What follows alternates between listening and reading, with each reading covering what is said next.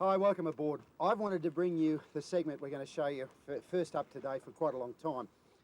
But before I show you the boat that I'm going to show you, let me give you a little bit of background. Australian boats have evolved largely as a result of pressures from the private pleasure sector.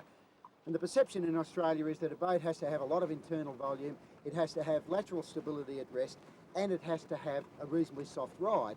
Now, the way in which our designers have answered those requirements is to make boats which have around about a 3-to-1 beam length ratio. In other words, they're about a third wide as they are long. That means that they have quite a lot of area underneath the water, and in order to get a soft ride, they have to have a reasonably deep V. In order to get stability at rest, again, the beam has to go out a little bit further because they've got a deep V. Now, boats from overseas, particularly from the Far East and Asia, have evolved under entirely different pressures. Most of the evolution pressures on those boats have been as a result of commercial use, where the boats have to have quite a large amount of internal volume, they have to have a reasonably soft ride, and they have to have stability at rest. Now, if those requirements sound similar to the Australian ones, it's because they are. But the way in which the designers overseas have answered those requirements is exactly the opposite to the Australian example. They've gone for extremely high beam length ratio, which means that the boats are relatively narrow, or appear to us to be relatively narrow for their overall length. As a result of that, they're easy to drive, they run quite well with moderate horsepower, they have an extremely soft ride, and also they are stable at rest. A boat that is, say, 14 feet long and is around about 4 feet wide need not necessarily be more stable than a boat that's 20 feet long and is 4 feet wide, because the dynamics are very similar.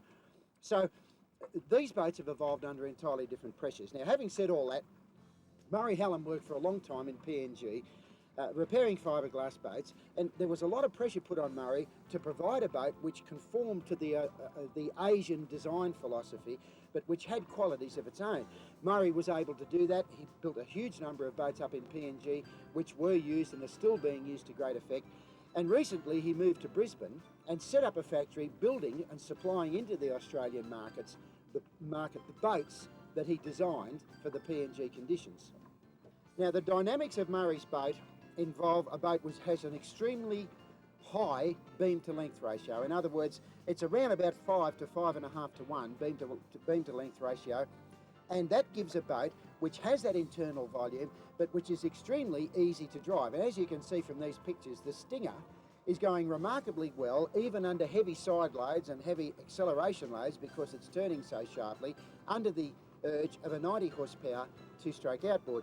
And you would expect a boat that's nearly 24 feet long to require at least double that horsepower to come up with these performance characteristics. So that confirms the fact that it's easily driven. Secondly, as far as the structure is concerned, it's a lot easier to design a rigid structure which is long and narrow than one which is short and wide. Murray puts a fiberglass egg crate structure inside his hulls, and he then fills the cavities between that with closed cell polyurethane foam, which gives rigidity and buoyancy and strength, and then he covers the whole lot with fiberglass. So it's effectively a structural tube, if you like, which has internal reinforcement. There is no chance of this boat ever suffering structural damage under normal use, and if it does suffer damage and is holed underneath from external forces, it will stay afloat, it won't even know. In fact, you can put a machine gun through the floor of this boat and have no measurable effect on its overall buoyancy.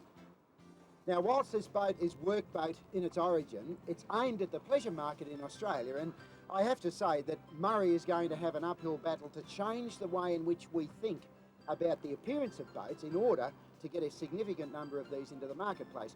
But Lyndon Wade bought one about 4 months ago.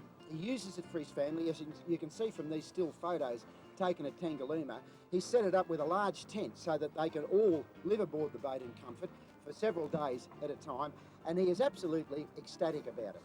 I researched the market for a couple of years before I came up with this boat, and had a look at all the types of half-cab situations on the market, and eventually wanted something that I could use efficiently with a lower horsepower, was seaworthy, was able to carry the family, was able to carry me offshore, and if it blew up in Moreton Bay, which is where I live and generally use my boat, I could get home safely.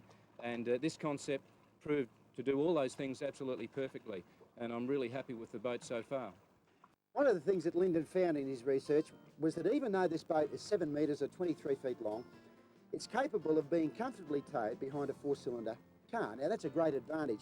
It doesn't cost very much to buy the hull, it doesn't cost very much to buy the motor, but you have a 23-foot boat which will house a large number of people and which has been fundamentally designed to handle the sort of sea conditions that we find on the east coast of Australia. And that is a short, sharp chop. This boat is dry, it handles absolutely superbly, as you can see from these shots.